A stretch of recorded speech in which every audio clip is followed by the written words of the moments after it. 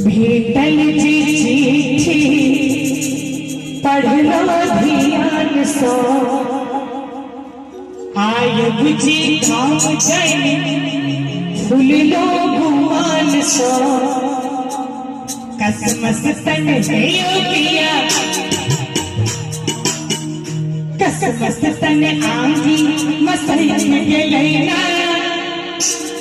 कसमस तन आंगी मसई गेलैना कभी ताली बजते एक बेर पाछू सब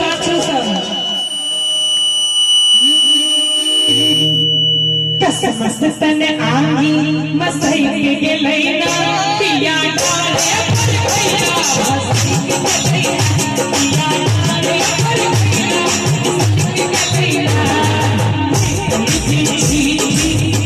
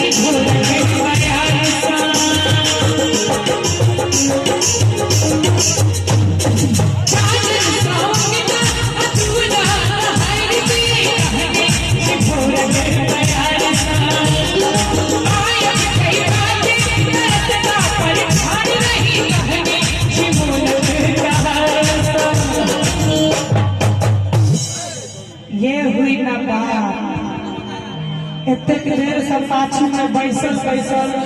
अहू हम भाई चलो सब आप कभी जोश से ताली बजा दियो तो सब गोटे दाई दाई की चले लगना बलान चले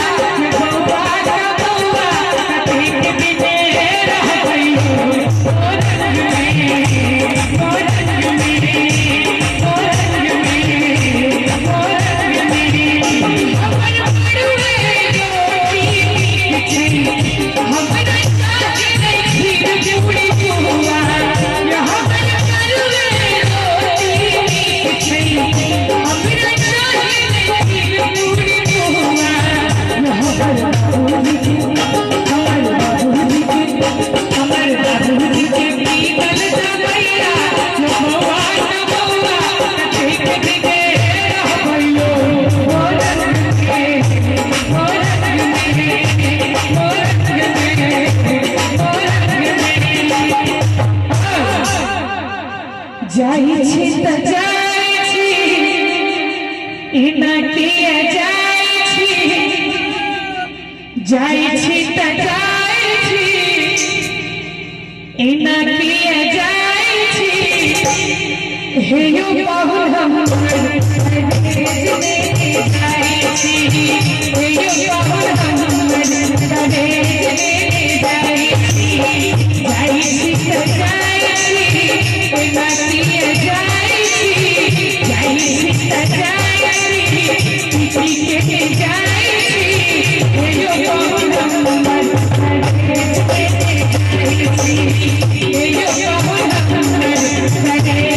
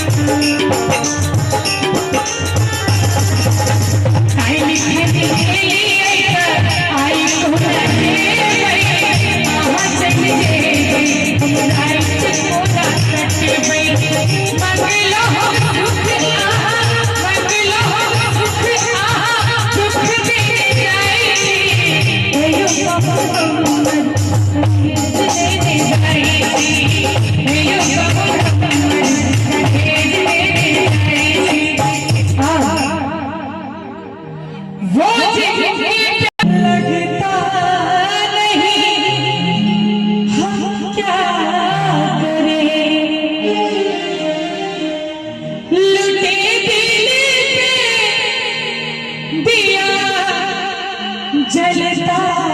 नहीं हम क्या करें तुम ही कह दो अब जाने वफा हम क्या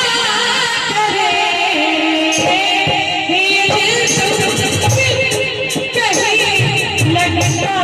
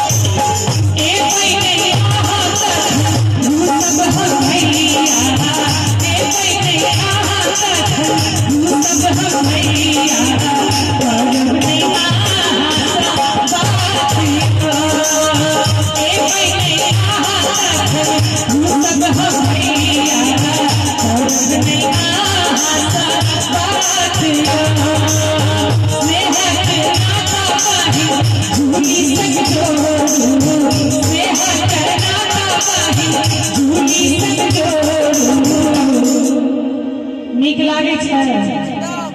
ताली बजते है स्नेह के नाता गाही झूली संग करू